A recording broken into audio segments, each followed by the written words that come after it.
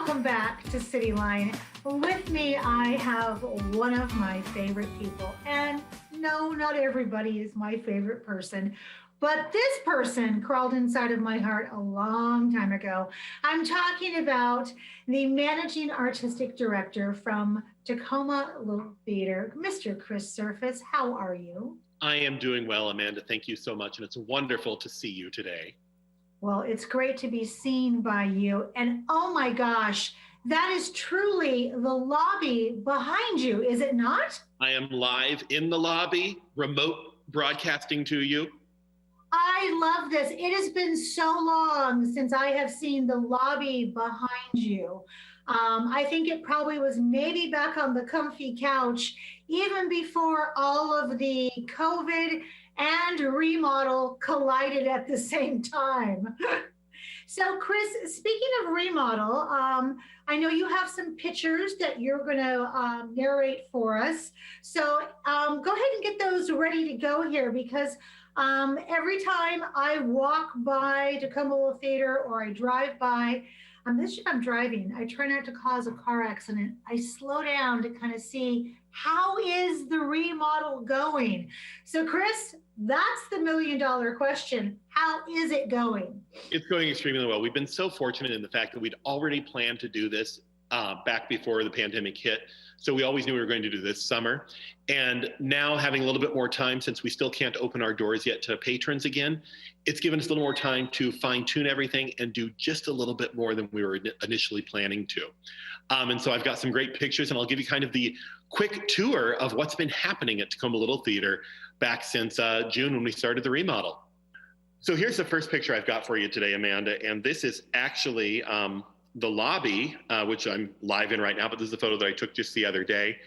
And you can see that we've redone the carpet, we've painted.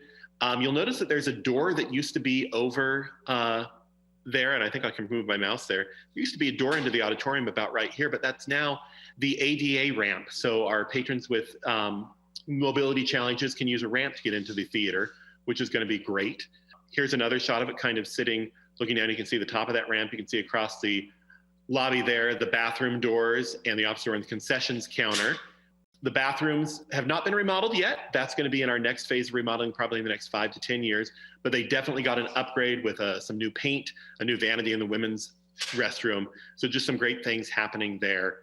And you can see that front door to kind of give you orientation. We went with gray and red as our color scheme for it and kind of went back to the original mid-century look of the building. We added some great lights over the middle of the floor, so it's a little more warm and inviting to our patrons. There's just another shot from the concessions counter looking out. We are still a construction zone, so we're working through that. You can kind of see the new coffee counter where the coffee service will be and where the bar will be. Just another shot of it. We took some good shots to make sure. We can't wait to have people in the lobby actually ordering or drinking anything. Here we go into the auditorium.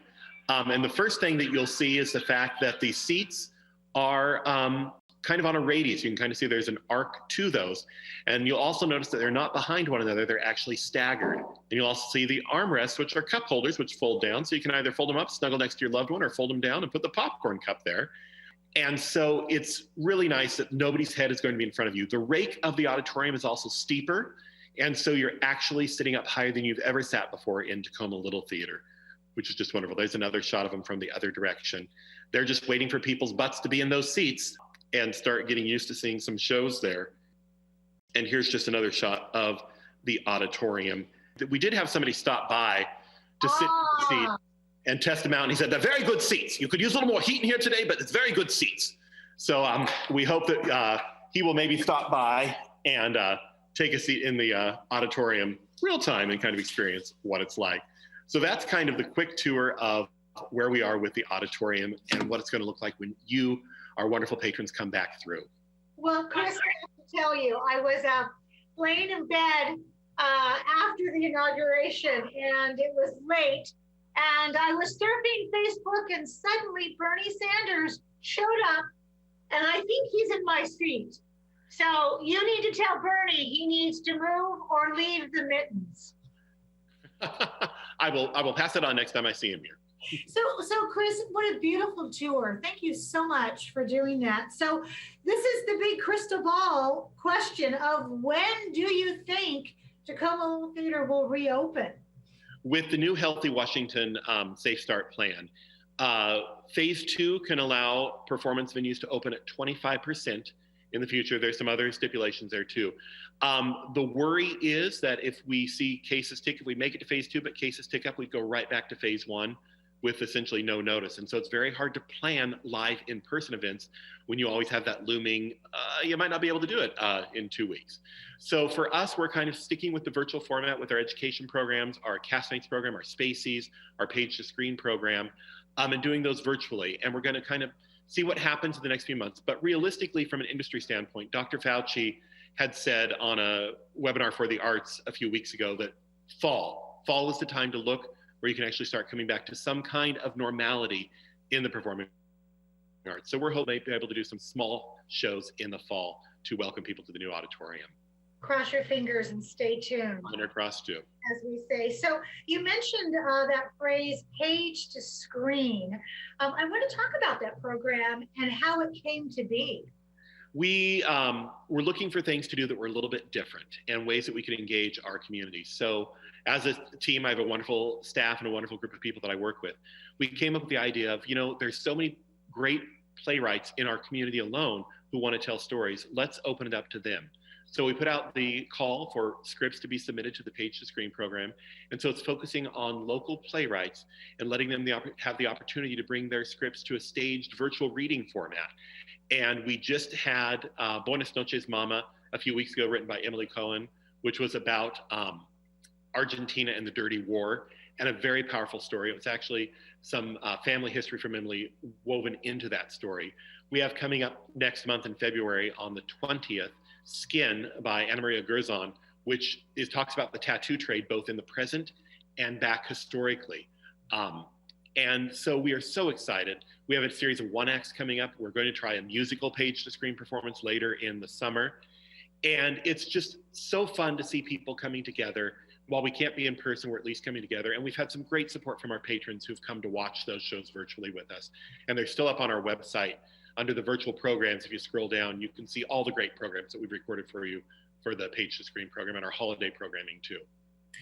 Chris, for the 26 some odd years I've lived in Tacoma, one of the first things that Tacoma Little Theater did that caught my eye was something called the South Sound Playwrights Festival. Actually, it was a Pierce County Playwrights Festival. And that was where I first got to see just a plethora of local talent.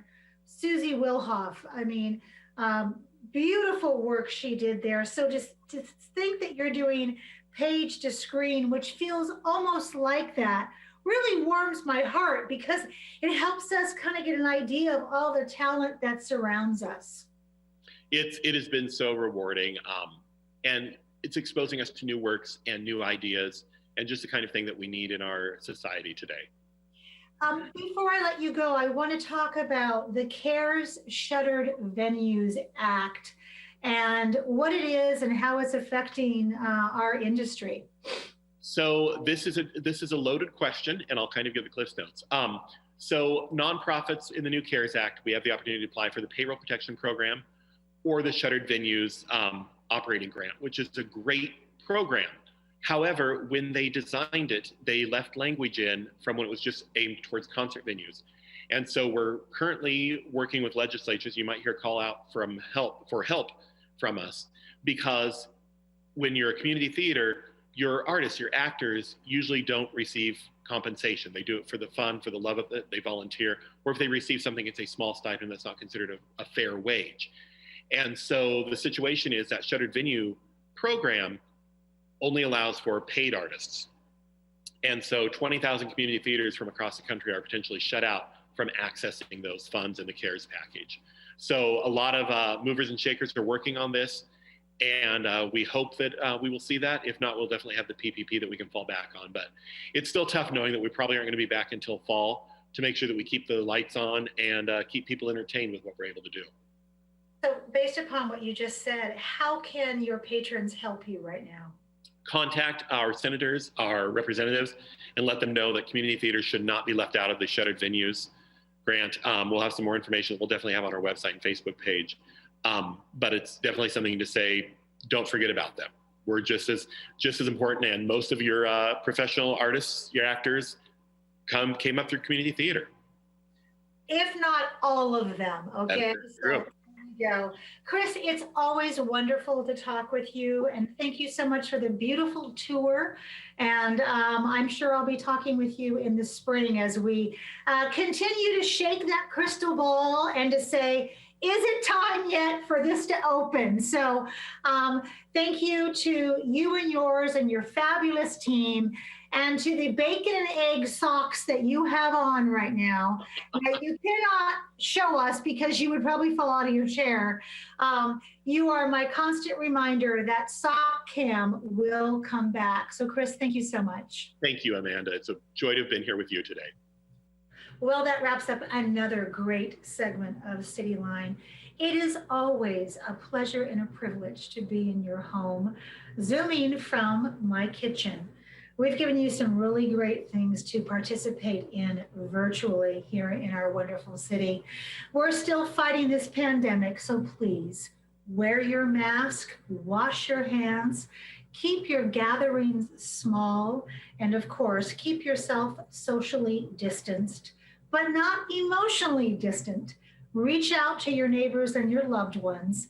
And when you do that, we'll be waiting for you right here at Cityline. Take care.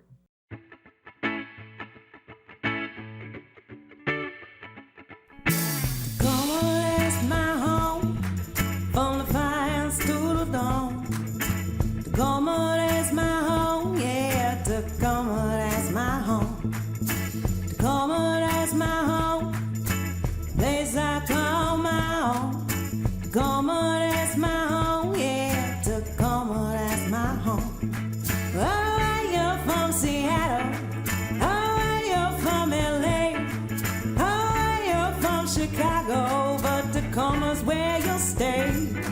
Oh, you're from Seattle, oh, you're from LA, oh, you're from Chicago, but Tacoma's where you'll stay, yeah. Tacoma, that's my home, from the fires to the lawn. Tacoma, that's my home, yeah, Tacoma, that's my home. Tacoma is my home, place I call my own. Tacoma is my home, yeah, Tacoma, that's my home. Oh, you're from the easy, oh, you're from Green Bay, oh, you're from Atlanta, but Tacoma's where you'll stay. Oh,